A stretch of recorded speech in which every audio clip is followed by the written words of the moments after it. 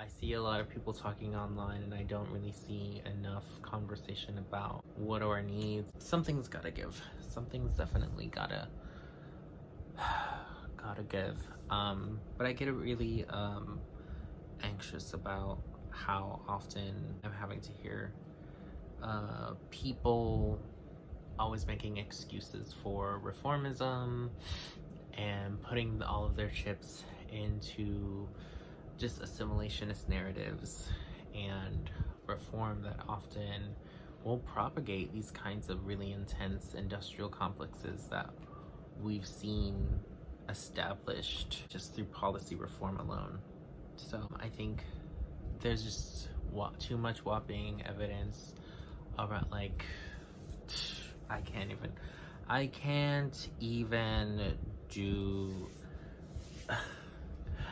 begin to have belief in the state. Like, I can't begin to believe in that. Like, I don't know if it's just because of who I've been around, or like you know, even if, you know, things happen where, like,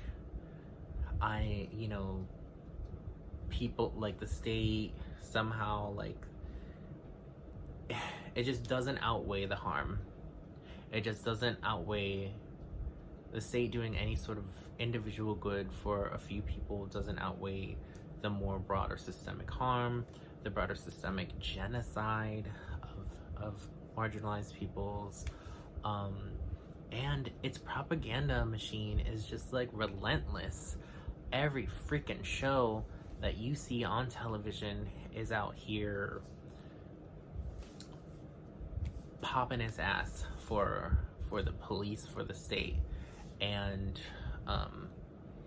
it's just a constant thing. It's just a constant bombardment of, like, oh, this movie ends with, like, you needing the state in order to, or this main character in this show, it's like, and it's meant to be that way. Like, there's a reason why there aren't any, like, really intense narratives that are anti-state or anti-authoritarian or anarchist leaning.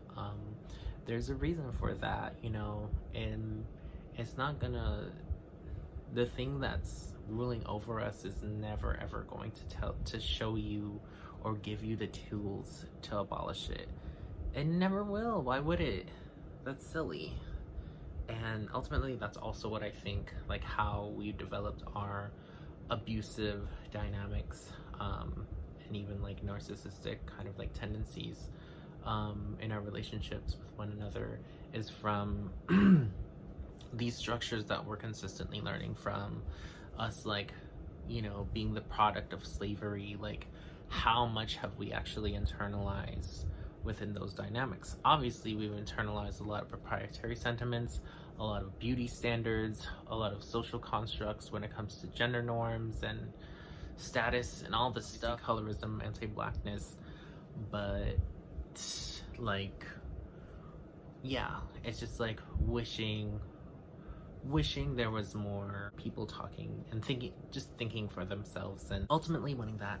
In any case, that's the end of my video. Thanks for listening. I am gonna try to do more videos. We'll see the response, but please like and subscribe. Check out my Patreon. I put a lot more just detail into this video. I'm trying to, you know, develop a little bit more essays, maybe having a few, like, quotes and things, and interviewing people, and just, like, you know, making it like a real thing. So, like, obviously your contributions mean a lot, and I'm really trying to reach $1,000 of my subscribers, the amount of subscribers that I have. So that when I hit the $1,000 mark, then I would send $100 to different mutual aid projects throughout the internet, or at least what I know of could use the money, whether it be individuals who need it or just projects in general.